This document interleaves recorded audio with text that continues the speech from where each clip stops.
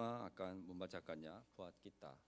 Dan Ibu Anita akan memberikan khotbah dengan firman berjudul Hatiku Melimpah dengan Syukur. Karena aku mau supaya kamu tahu betapa beratnya perjuangan yang kulakukan untuk kamu dan untuk mereka yang di Laodikia dan untuk semuanya yang belum mengenal aku pribadi, supaya hati mereka terhibur dan mereka bersatu dalam kasih sehingga mereka memperoleh segala kekayaan dan keyakinan pengertian dan mengenal rahasia Allah yaitu Kristus. Sebab di dalam Dialah tersembunyi segala harta hikmat dan pengetahuan.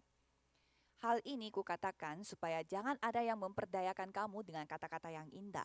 Sebab meskipun aku sendiri tidak ada di antara kamu, tetap dalam roh aku bersama-sama dengan kamu dan aku melihat dengan sukacita tertib hidupmu dan keteguhan imanmu dalam Kristus. Kamu telah menerima Kristus Yesus Tuhan kita, karena itu hendaklah hidupmu tetap di dalam Dia. Hendaklah kamu berakar di dalam Dia dan dibangun di atas Dia. Hendaklah kamu bertambah teguh dalam iman yang telah diajarkan kepadamu, dan hendaklah hatimu melimpah dengan syukur. Amin. Amin. Mari kita mengakui iman kita, Yesus adalah Kristus, anak Allah yang hidup. Yesus adalah Kristus, anak Allah yang hidup. Mari kita saling memberi salam. Saudara adalah pilihan Tuhan. Saudara adalah pilihan Tuhan. Amin. Judul khotbah hari ini adalah Hatiku Melimpah dengan Syukur. Bacaan hari ini diambil dari Kolose 2 ayat 1 sampai dengan 7. Sebagai pengantar, saat merenungkan teks hari ini, saya berpikir tentang dengan hati seperti apa Paulus menulis suratnya ini. Gereja Kolose bukanlah gereja yang didirikan oleh Paulus, melainkan gereja yang didirikan oleh Epafras yang mendengar Injil saat Paulus melayani di daerah Efesus. Dengan kata lain, gereja Kolose adalah gereja yang didirikan oleh anak rohani Paulus, yaitu Epafras. Jadi bagi Paulus, anggota jemaat di Kolose bisa dianggap sebagai cucu rohani, yaitu orang-orang yang sangat berharga. Apa yang lebih membuat Paulus merasa bahagia daripada mendengar bahwa cucu rohaninya tetap teguh dalam iman mereka? Tentunya Paulus sangat bersyukur atas kasih karunia Tuhan dan merasa sangat berterima kasih. Sebaliknya, jika gelombang dunia dan ancaman ajaran sesat menyerang mereka sehingga tidak dapat berdiri di atas kebenaran, betapa ia ingin melindungi mereka dan berharap agar mereka dapat berdiri dengan teguh sehingga tidak tergoyahkan oleh suara dunia maupun cumuhan ancaman ajaran sesat tersebut. Maka dia akan menulis surat dengan harapan tersebut. Sekalipun tidak pernah bertemu muka, namun hal itu tidak akan menjadi halangan sama sekali. Dia akan menulis surat dengan hati yang lebih penuh harapan. Dia berharap jemaat Kolose dapat berdiri teguh di atas Injil yang mereka dengar dari Epafras dan menikmati segala berkat yang tersembunyi di dalam Kristus Injil. Coba bayangkan saudara yang bekerja dan belajar di Seoul, Korea Selatan, mendengar Injil di gereja Yewon selama saya melayani, lalu saudara kembali ke kampung halaman dan mendirikan gereja. Seperti Epafras yang mendengar Injil di Efesus dan mendirikan gereja di Kolose. Salomo yang mendengar Injil di Seoul, mendirikan gereja di Solo. Indra di Surabaya, Sisko di Blitar, Andre di Bogor, Cia di Manado, Jupri dan Yesaya di Medan, Legina Sevela di Jakarta. Apakah ada yang lebih membahagiakan bagi saya dan para pelayan di Korea daripada mendengar kabar bahwa murid-murid saudara sedang bertumbuh secara rohani di dalam gereja masing-masing? Begitu dengar kabar yang menyenangkan bahwa jemaat setempat bertumbuh dengan baik dalam Kristus, tiba-tiba Sisko atau Indra atau Yuki datang kepada saya dan memberi kabar bahwa ajaran sesat telah memasuki gereja di Blitar, Surabaya, Banyuwangi, mengancam jemaat dan memecah belah mereka. Bayangkan karena saya berada di Seoul dan tidak bisa pergi ke Blitar atau Banyuwangi atau Surabaya, saya menulis surat untuk mereka. Saya akan menulis dengan penekanan. Saya akan menyampaikan bahwa Injil yang mereka dengar melalui Sisko Indra Yuki adalah Injil yang sempurna, adalah kebenaran, dan bahwa Allah Tritunggal sekarang juga sedang bekerja melalui mereka. Injil adalah terang tentang peristiwa salib di mana Yesus Kristus datang untuk menyelesaikan 3 masalah mendasar yang tidak bisa kita selesaikan sendiri. Masalah terpisah dari Tuhan, masalah dosa, masalah setan yang diselesaikan dengan sempurna dan kekal sekali untuk selama-lamanya. Manusia yang ingin menjadi seperti Allah melanggar janji dengan Allah, terpisah darinya, terus berbuat dosa, jatuh ke dalam dosa, dan menjadi budak setan. Karena upah dosa adalah maut, Allah yang adil dan penuh kasih menunjukkan kasih-Nya kepada kita dengan penyaliban untuk menebus kita dari dosa. Allah memilih saya dan saudara secara sepihak untuk menjadikan anaknya dan menyertai saya dan saudara. Meskipun gereja ini tampak seperti yang kita dirikan, sesungguhnya itu adalah gereja yang Allah dirikan.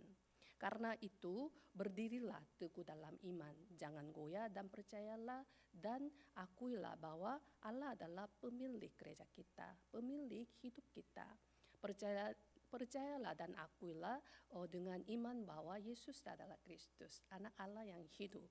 Saya akan menulis dalam surat saya, gereja didirikan dan dipimpin oleh Allah di atas batu karang, yaitu pengakuan iman yang benar. Dan kita harus percaya dan menantikan bahwa Dia akan memimpin kita untuk mengalami kelimpahan, kepenuhan, kekayaan Tuhan. Memikirkan hal ini, saya sangat memahami hati Paulus. Epafras yang mendirikan gereja di Kolose tampaknya juga mempengaruhi gereja-gereja di kota-kota tersebut terdekat seperti Laodikia dan Hierapolis. Seperti halnya kita yang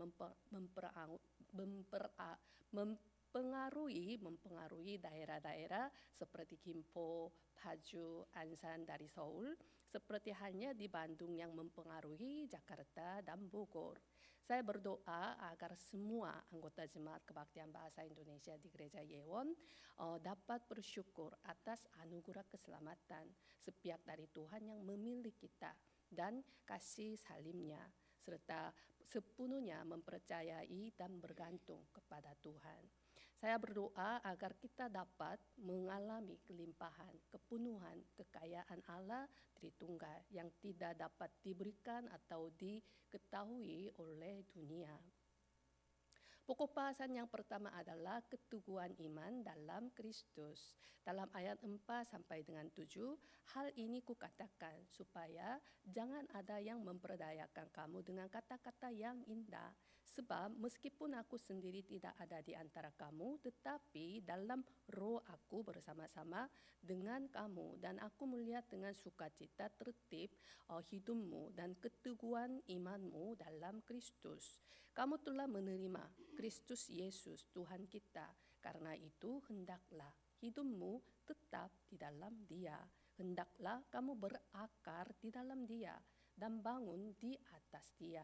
Hendaklah kamu bertambah teguh dalam iman yang telah diajarkan kepadamu, dan hendaklah hatimu melimpah dengan syukur. Paulus menunjukkan bahwa ajaran para penganut gnostisisme adalah kata-kata yang indah dan secara sengaja menipu jemaat Kolose.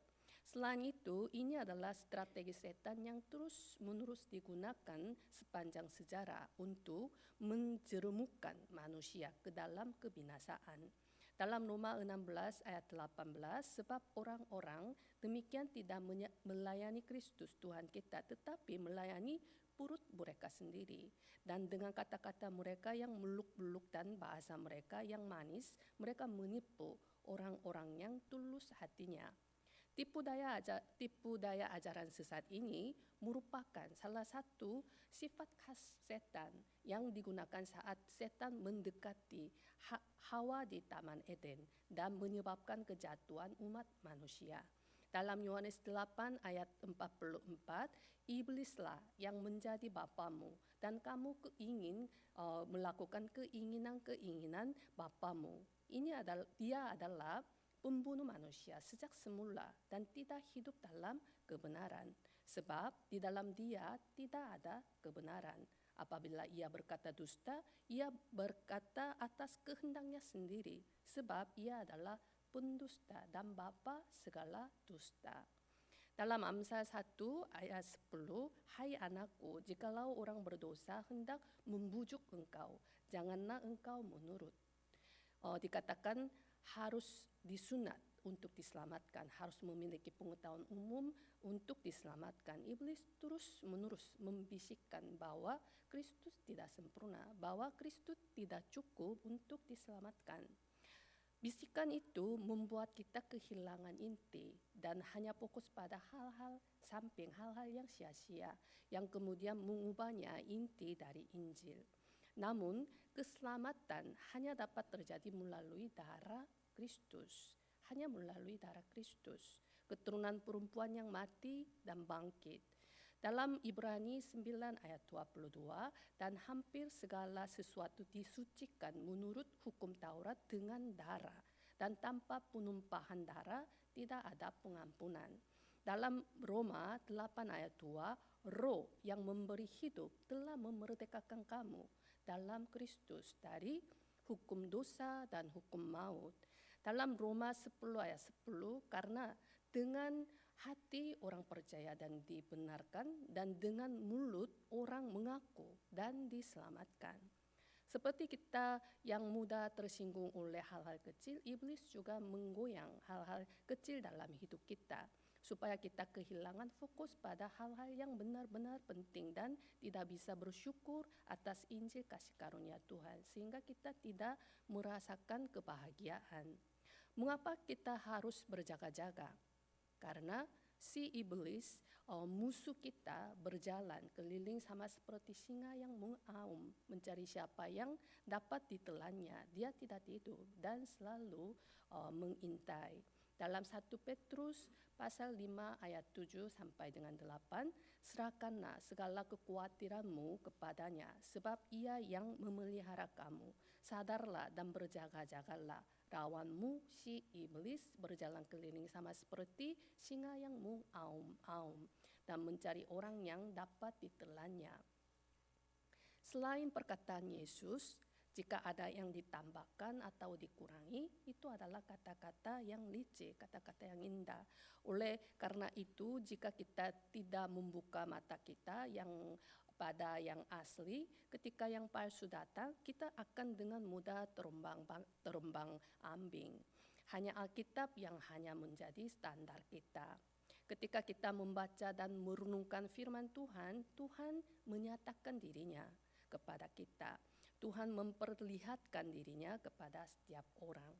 Jadi jika yang asli benar-benar berakar dalam hati dan pikiran kita, maka kita akan segera bisa mengenali yang palsu ketika itu datang. Kita tidak akan tertipu oleh kata-kata yang licik, yang indah. Kita akan mengalahkan ajaran sesat. Kita akan menertawakan ajaran sesat itu. Kita harus berjalan dalam arah yang benar. Kita harus hidup sesuai dengan tujuan yang benar. Saya berdoa agar kita dapat mencemukkan setan yang berusaha menyesatkan kita untuk kehilangan arah, kehilangan inti, untuk bersungguh-sungguh, mengeluh, hidup dalam ketidakpercayaan, ketidaksetiaan, dan kehilangan tujuan hidup kita. Saya berdoa agar kita dapat memenangkan peperangan rohani ini. Saya berdoa agar semua anggota Jemaat Kebaktian Bahasa Indonesia di Gereja Yewon hendaklah berdiri teguh dalam iman di dalam Kristus dan teguh dengan mata iman menduduki tanah yang melimpah dengan susu dan madu yang dijanjikan oleh Tuhan. Saya berdoa agar kita semua hidup sesuai dengan tujuan Tuhan yang menciptakan kita dan memberikan segala kemuliaan kepada Tuhan. Pokok bahasan yang kedua adalah kepenuhan hidup dalam Kristus. Dalam ayat 1 sampai dengan 3, karena aku mau supaya kamu tahu betapa beratnya perjuangan yang kulakukan untuk kamu dan untuk mereka yang di Laodikia, dan untuk semuanya yang belum mengenal aku pribadi, supaya hati mereka terhibur dan mereka bersatu dalam kasih, sehingga mereka memperoleh segala kekayaan dan keyakinan pengertian dan mengenal rahasia Allah, yaitu Kristus. Sebab di dalam Dialah tersembunyi segala harta hikmat dan pengetahuan. Paulus menyatakan bahwa ia sedang berjuang dalam peperangan rohani agar jemaat Kolose mendapatkan penghiburan dalam hati mereka bersatu dalam kasih dan mencapai segala kekayaan pemahaman yang penuh untuk mengenal Kristus yang adalah rahasia Allah. Dalam teks aslinya, kata yang diterjemahkan sebagai hati adalah kardia dalam bahasa Yunani, yang secara harafiah berarti jantung. Kata ini tidak hanya merujuk pada organ fisik, tetapi juga sebagai sumber dari perkataan dan tindakan manusia, serta pusat dari emosi dan iman. Dalam Filipi 1 ayat 8, sebab Allah adalah saksiku betapa aku dengan kasih mesra Kristus Yesus merindukan kamu sekalian. Oleh karena itu, Paulus berpikir bahwa hal yang paling penting untuk melindungi jemaat dari ajaran sesat, ajaran yang salah adalah agar hati mereka dikuatkan, dihibur, dan diteguhkan oleh Roh Kudus. Tujuan utama dari komunitas yang bersatu dalam kasih bukan sekedar melawan serangan ajaran sesat, tetapi untuk mengenal bahwa Kristus adalah rahasia Allah. Ketika kita bersatu dalam kasih dan sepenuhnya memahami bahwa Kristus adalah rahasia Allah, barulah kita dapat meraih kemenangan atas serangan ajaran sesat. Siapakah Kristus? Apakah Kristus itu? Kristus berarti yang diurapi, yang merujuk pada jabatan yang Yesus lakukan. Sebagai Raja sejati, sebagai Imam sejati, sebagai Nabi sejati. Dia secara sempurna menyelesaikan semua masalah mendasar manusia dengan menjalankan ketiga jabatan tersebut sekaligus. Setelah pelanggaran manusia pertama, Adam, dalam Kejadian pasal 3, semua manusia mau tidak mau menjadi budak setan dan hidup sebagai hamba setan. Semua manusia terikat pada takdir dosa asal sehingga kita tidak tahu dari mana kita berasal dan kemana kita akan pergi dan hidup dalam kebingungan. Kita hidup tanpa menyadari bahwa latar belakang kita adalah dosa, kutukan, maut, dan neraka. Kita bahkan tidak tahu bahwa Tuhan kita adalah setan si iblis. Kristus datang untuk menyelesaikan masalah kita, kemudian menyelamatkan kita dari keadaan ini. Karena Allah harus datang sebagai manusia, maka ia diberi nama Yesus.